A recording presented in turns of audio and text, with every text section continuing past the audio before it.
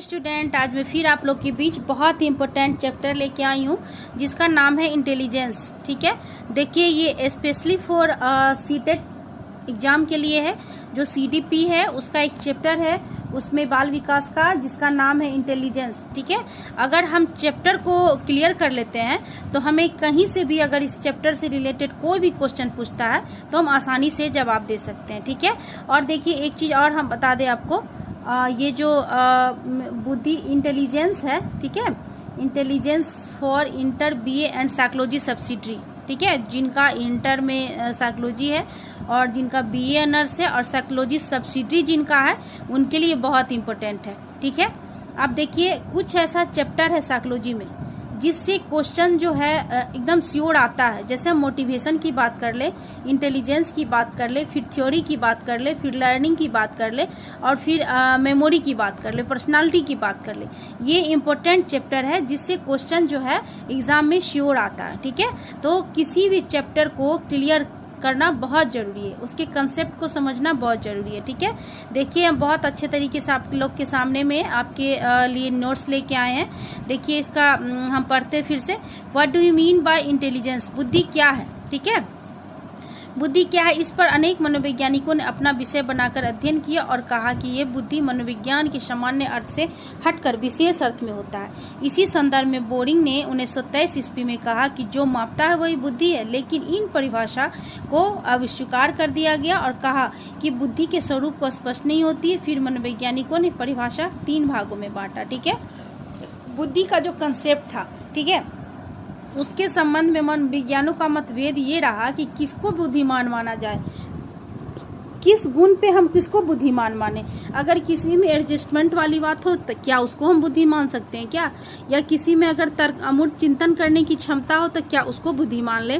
या किसी में किसी के साथ जो व्यवहार होता है वो अच्छे ढंग से करे, या सीखने की जो क्षमता होती है, लर्निंग कैपेसिटी होती है, अगर उस किसी व्यक्ति में है तो क्या उसको हम बुद्धिमान मान सकते हैं? यानी किसी भी एक पक्ष के आधार पर हम किसी भी व्यक्ति को कैसे बुद्धिमान मान सकते हैं? ठीक है, तो इस तरह का कंफ्यूजन मनोवैज्ञानिकों के बीच रहा है।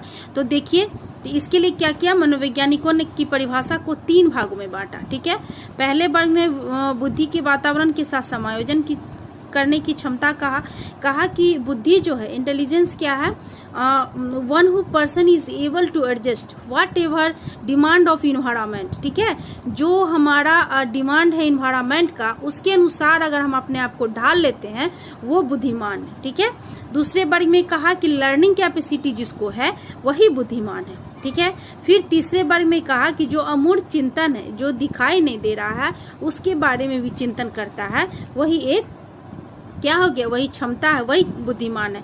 लेकिन जब जितने था तीनों परिभाषा को देखा गया तो देखा गया कि एक पक्ष पे ही जोर डाला गया है। ठीक है, अगर किसी में सीखने की क्षमता है और किसी में एडजस्टमेंट वाली बात नहीं है एनवायरनमेंट के साथ, तो क्या कहा जाए, इस कंडीशन में क्या उसको बुद्धिमान मान सकते हैं?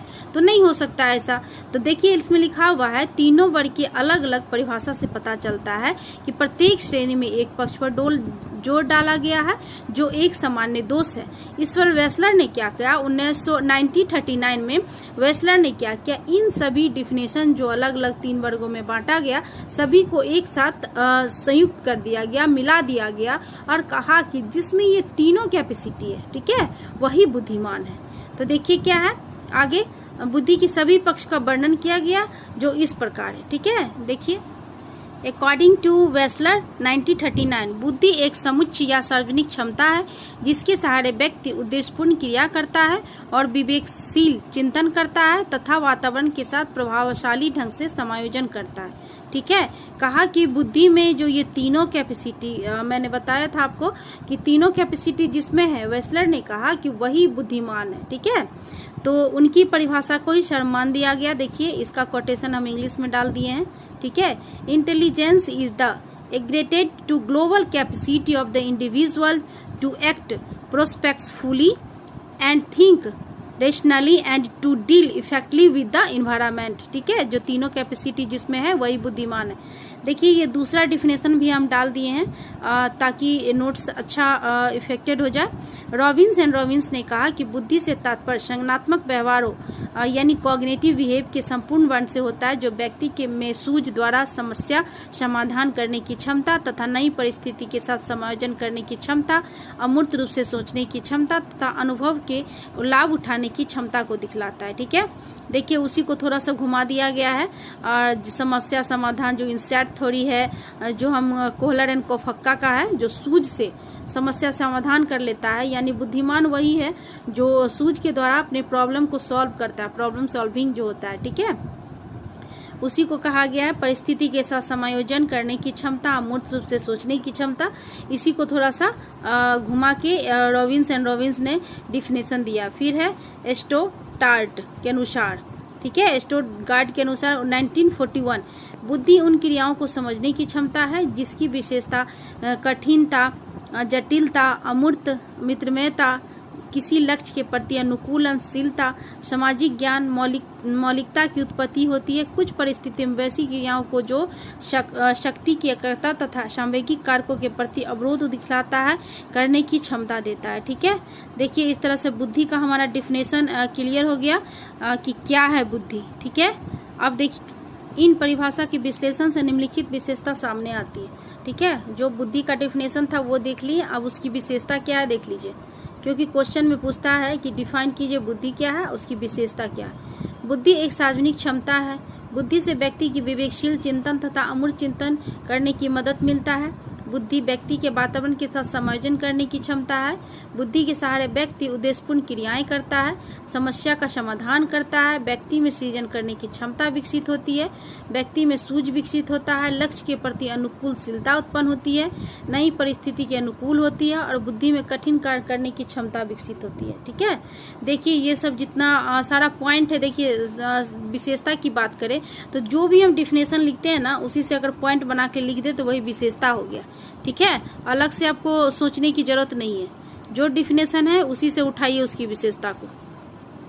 अब हम बात करते हैं टाइप ऑफ इंटेलिजेंस, सामाजिक बुद्धि। सामाजिक बुद्धि से तात्पर्य वैसी सामाजिक क्षमता से होती है जिसमें सहारे व्यक्ति अन्य व्यक्तियों को ठीक से समझता है तथा व्यवहार कुशलता से दिखलाता है। ऐसे लोगों को सामाजिक संबंध, सोशल रिलेशनशिप काफ़ी अच्छा होता है तथा समाज से इसकी प्रतिष्ठा काफ़ी होती है। इसमें सामाजिक कौशल काफ़ी होता है। ठीक है, देखिए बुद्धि जो है, इंटेलिजेंस जो है, उसका टाइप में क्या हो जाएगा, एक सोशल इंटेलिजेंस हो जाएगा, फिर हो जाएगा ऑब्स्ट्रैक्ट इंटेलिजेंस, फिर हो जाएगा कंक्रीट इंटेलिजेंस। ठीक है, जिसको हम बोलते हैं सामाजिक बुद्धि, अमूर्त बुद्धि और मूर्त बुद्धि। ठीक है, तो देखिए हो गया सामाजिक बुद्धि वही हुआ जो जिसमें एडजस्टमेंट की कैपेसिटी हो, मानसिक क्षमता ज़्यादा हो और व्यवहार उसका कुशल हो, सामाजिक संबंध, किसी के साथ अच्छा रिलेशन तुरंत बना लेता हो, वही वो सामाजिक बुद्धि में आता है। ठीक है, अमूर्त बुद्धि क्या हो जाएगा, अमूर्त बुद्धि से तात्पर्य वैसी मानसिक क्षमता से है जो जिसके सहारा व्यक्ति शाब्दिक तथा गणितीय संकेतों एवं चिन्हों के संबंध में आसानी से समझ जाता है, उसकी उचित व्याख्या कर पाता है। और जो ऐसा व्यक्ति में अमूर्त बुद्धि अधिक होता है वो सफल कलाकार एवं गणित पेंटर होता है। ठीक है, अब मूर्त बुद्धि की बात करते हैं। मूर्त से तात्पर्य वैसी मानसिक क्षमता से होता है जिसके सहारे व्यक्ति ठोस वस्तुओं के महत्व को समझता है, उसे ठीक ढंग से विभिन्न परिस्थितियों में परिचालन सिखाता है।